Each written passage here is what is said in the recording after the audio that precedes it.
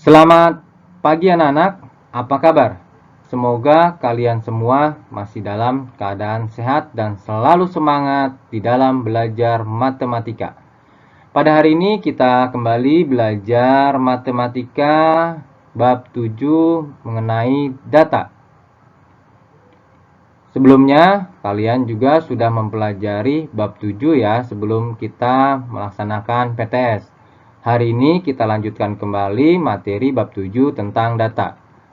Ayo kita belajar sama-sama tentang data. Kalian dengarkan baik-baik ya.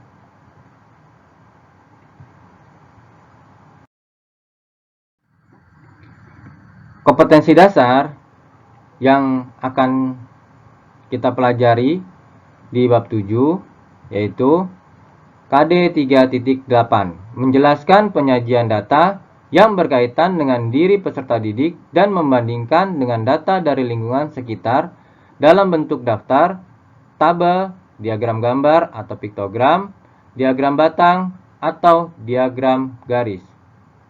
Di KD 4.8, mengorganisasikan dan menyajikan data yang berkaitan dengan diri peserta didik dan membandingkan dengan data dari lingkungan sekitar dalam bentuk daftar, tabel, diagram gambar atau piktogram, diagram batang, atau diagram garis.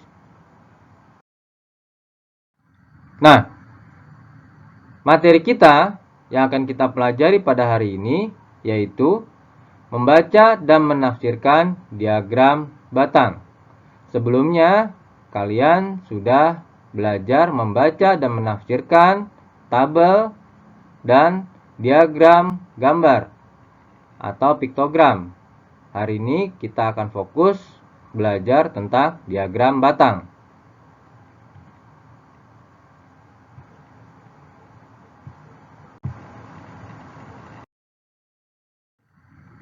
Tujuan pembelajaran hari ini yaitu diharapkan siswa dapat membaca diagram gambar dan menafsirkan diagram gambar.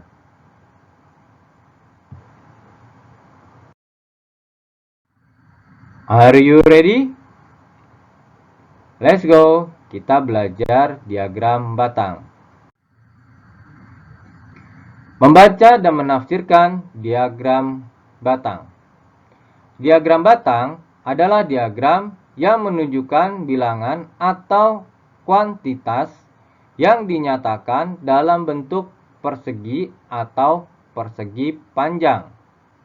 Nah, ini adalah contoh diagram batang. Ya. Di dalam diagram batang pasti akan ada keterangan ini diagram mengenai tentang apa nih? Yaitu tentang panen padi. Kemudian yang perlu kalian lihat atau kalian amati dari diagram batang adalah yaitu di sini nih, ya.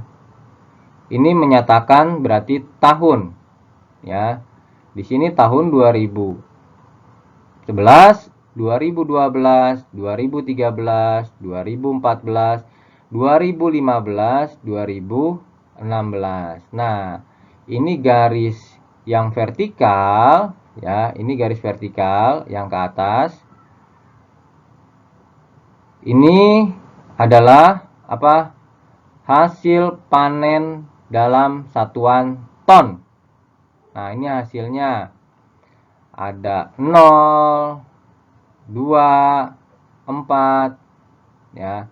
Jadi kalau kalian melihat mengamati di sini berarti di antara 2, ya, di antara 2 dan 4 itu ada angka 3. Nah, ini dia ya. Kalian kalau misalnya 2, 4, kok 3-nya nggak ada, Pak? Ya, di tengah-tengah itu ada angka 3-nya. Jadi kalau kalian nanti akan membaca diagram batang, jangan kamu bilang, oh ini kan nggak ada angka 3, Pak. Ini 3-nya ada di antara 2 dan 4. Nanti kita akan belajar ya, bagaimana cara membaca diagram batang.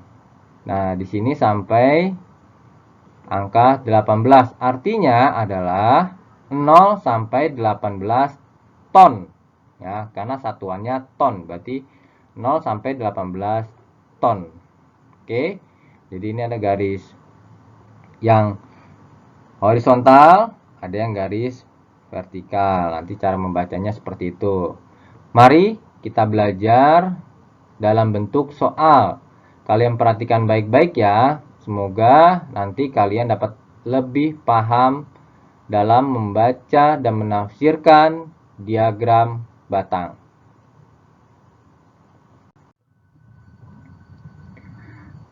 Data tentang hasil panen padi selama 6 tahun disajikan dalam diagram batang berikut. Nah, kalian lihat diagram batangnya. Nah, ya yang tadi ya yang sudah Bapak jelaskan. Di sini ada tahun, ya kan? Ada hasil panen. Oke. Berarti dari data di atas dapat diketahui sebagai berikut. Yang pertama, hasil panen padi tahun 2011 sebesar 12 ton. Nah, kita lihat tahun. Oh, ini tahun nih. 2011. Ini tahunnya. Berarti 12 ton itu udah dapat dari mana? Nah, bisa kalian lihat. Ini diagram batangnya sampai ya, di sini angka 12, makanya 12 ton. Karena satuannya adalah tadi ton di sini ya, bisa kalian lihat. Nah, kemudian kalau 2012 berapa? Nah, bisa kalian tarik garis. Nah, berarti ini menyatakan 6 ton. 2013 ya sama, kita tarik garis juga. Nah, ini menyatakan berarti 10 ton hasil panennya. Kemudian kalau 2014, nah bisa kalian tarik garis juga. Berarti berapa nih? Oh, 16 ton. Kalau 2015, kita tarik garis lagi. Ya, tarik garis. Oh, berarti dia 4 ton. Kalau 2016, nah ini bisa kita tarik garis nih. Oh, berarti di sini 10 ton. Nah, cara membacanya seperti itu ya. Jadi dari tabel dari diagram batang itu dapat diketahui hasil panen tadi sudah Bapak jelaskan. Nah, sekarang dihapus dulu. Oke, berarti apalagi yang diketahui? Nah, hasil panen padi paling sedikit terjadi pada tahun 2015 sebesar 4 ton. Nah, kalau kita mencari hasil panen yang paling sedikit, kita lihat diagramnya nih. Diagram batangnya yang paling pendek. Nah, berarti ini paling pendek nih kan daripada diagram batang yang lainnya. Nah, ini kita lihat, tarik aja garisnya. Tadi berapa? Oh, berarti dia 4 ton. Berarti tahun 2015 yang paling sedikit, yaitu hanya 4 ton. Kemudian, hasil panen yang paling banyak terjadi pada tahun 2014 sebesar 16 ton. Kalau yang paling banyak, bisa kita lihat nih, dalam diagram batang tersebut, yang paling tinggi aja. Ya, bisa kalian lihat paling tinggi. Oh, ini paling tinggi nih berarti. Ya, berarti kita tarik garis. Oh iya, berarti 16 ton. Ya, yang paling tinggi. Kemudian apa sih data yang dapat kita ketahui?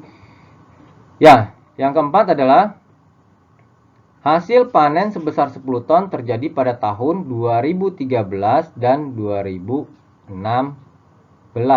Oh, maaf, ini salah.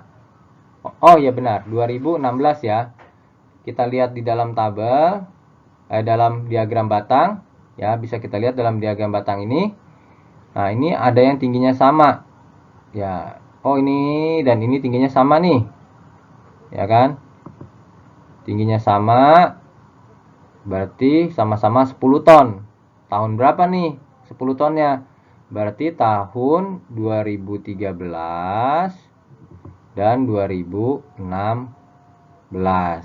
Nah, itu. Jadi kita dapat data sebagai berikut ya.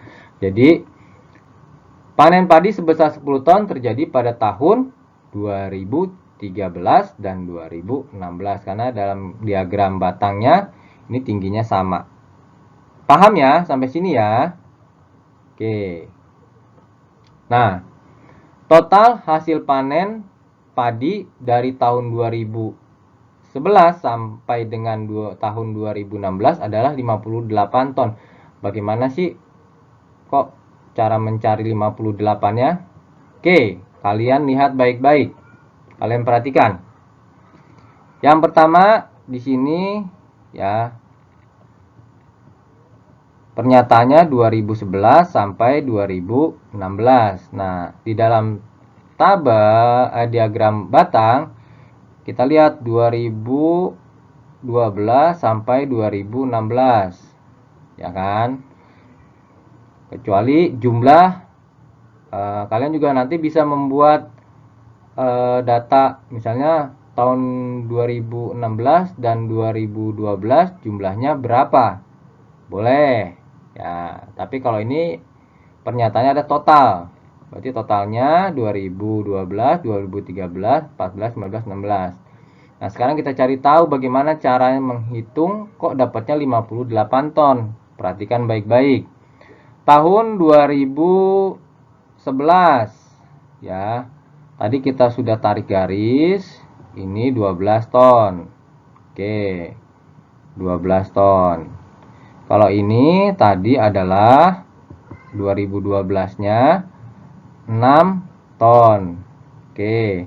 2013 ya, ini kita tarik 10. Oke. Kemudian 2014 itu tadi sudah kita ketahui adalah 16 ton. Ya. Kemudian 2015 setelah kita tarik garis berarti 4 ton. 2016 ya, itu berarti sama-sama 10 ton. Nah, kalau sudah kita ketahui ini berarti tinggal kita jumlahkan. Nah, cara mencarinya tinggal jumlahkan karena total. Berarti 12 oke, ditambah 6 ditambah 10 ditambah 16 ditambah 4 ya, ditambah 10. Oke, lalu kita jumlahkan. Nah, kalau dijumlahkan adalah ini dapatnya 8 ya kan. Di sini 1 1 2 3 4 5 58. Nah, ya kan? Dapatnya adalah 58 ton.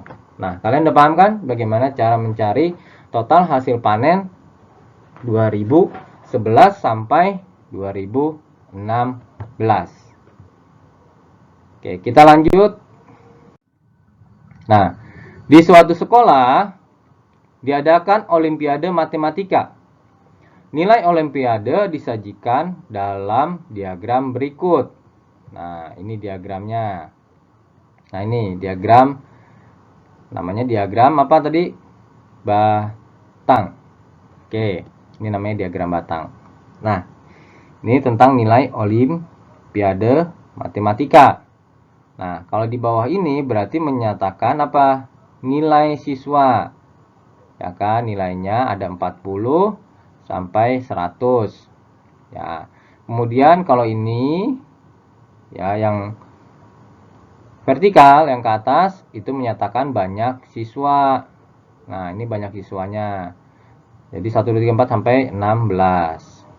Oke, udah paham ya? Tadi sudah Bapak jelaskan bagaimana cara mengamati diagram batang.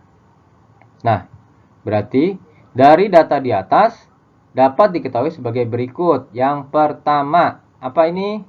Oke, siswa yang mendapat nilai 40 sebanyak 4 siswa. Ini ada 40 nilainya. Ya kan tadi nilai. nilainya 40. Kita tinggal tarik garis saja. Oh iya, berarti ada 4 siswa. Berarti kalau yang mendapat 50, berapa siswa? Kita tarik garis lagi. Oh, berarti dia 14 siswa. Ya kan? Kalau yang mendapat 60, nah ini yang tadi Bapak bilang. Ya. Ada di tengah-tengah.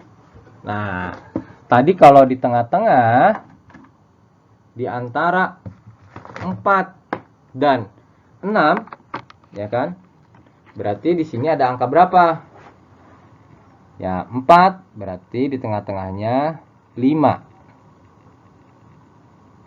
Nah, ya.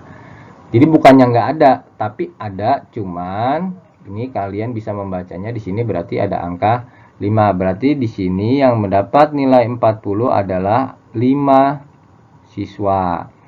Oke, kemudian yang dapat nilai 70. Nah, kita tarik garis lagi nih. Opa ada di tengah-tengah lagi antara 8 dan 9. 8 dan 10.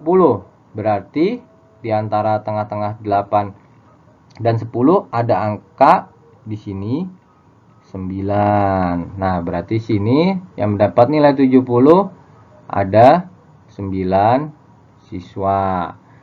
Kemudian yang dapat nilai 80, ya. Setelah kita tarik garis, kita lihat garisnya. Oh, berarti dia dapat ada 4 siswa. Kemudian yang dapat nilai 90, kita tarik garis.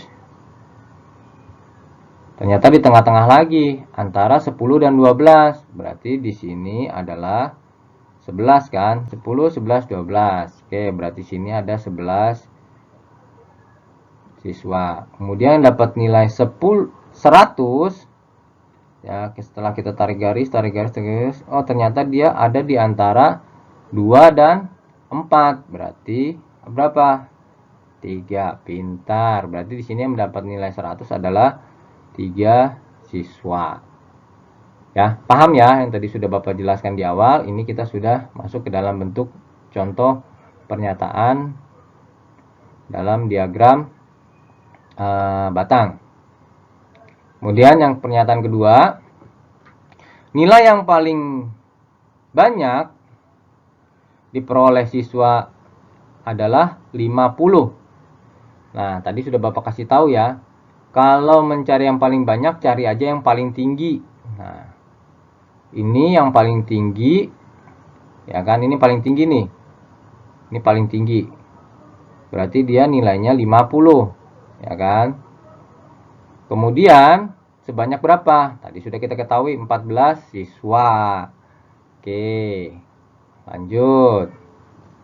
Kemudian, nilai tertinggi yang dicapai siswa adalah 100. Ya, karena di sini yang paling tertinggi nilainya 100 dan yang terendah 40. Ya, ini bisa kita lihat dalam tabel. Kemudian jumlah siswa yang mengikuti Olimpiade Matematika adalah 50 siswa. Tadi sudah Bapak jelaskan di awal bagaimana cara mencari jumlah atau total siswa yang mengikuti lomba matematika. Cara menghitungnya tadi ada berapa siswa yang mendapat nilai 40. Berarti 4 siswa dapat nilai 40, ya kan? Kemudian dapat 50, ada 14 siswa. Tadi kita sudah tahu ya datanya. Kemudian yang dapat nilai 60 ada 5 siswa. Oke, 5 siswa. Yang dapat nilai 70, 9 siswa. Oke. Yang mendapat nilai 80, 4 siswa. Yang mendapat nilai 90 ada 11 siswa.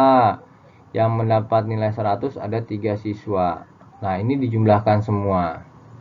Ya kan? 4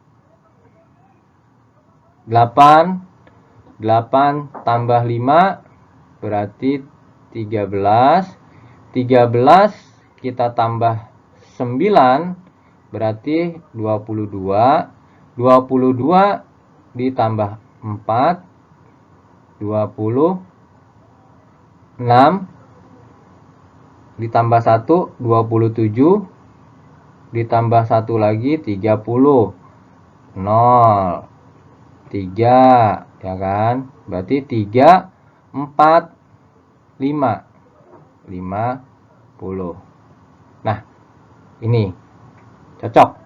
Oke ya, sudah paham ya bagaimana cara menghitung jumlah siswa jika nanti di dalam soal ada ada pertanyaan yang pertanyaannya itu ditanyakan jumlah siswa yang mengikuti Olimpiade Matematika, atau misalnya jumlah siswa yang mendapat nilai 40 dan 60. Kalian lihat dalam diagramnya, kalian dapat nilai 40 berapa, dapat nilai 60 berapa, jumlahnya berapa, kalian tinggal jumlahkan. Oke ya, sudah paham ya? Oke, terima kasih sudah mendengarkan penjelasan dari Bapak. Semoga apa yang tadi sudah Bapak jelaskan, bagaimana cara membaca dan menafsirkan, Bapak tadi sudah jelaskan ya, dari pernyataan-pernyataannya itu hasil tafsiran dari gambar diagram batang yang tadi Bapak sajikan. Semoga kalian dapat memahami materi tentang diagram batang.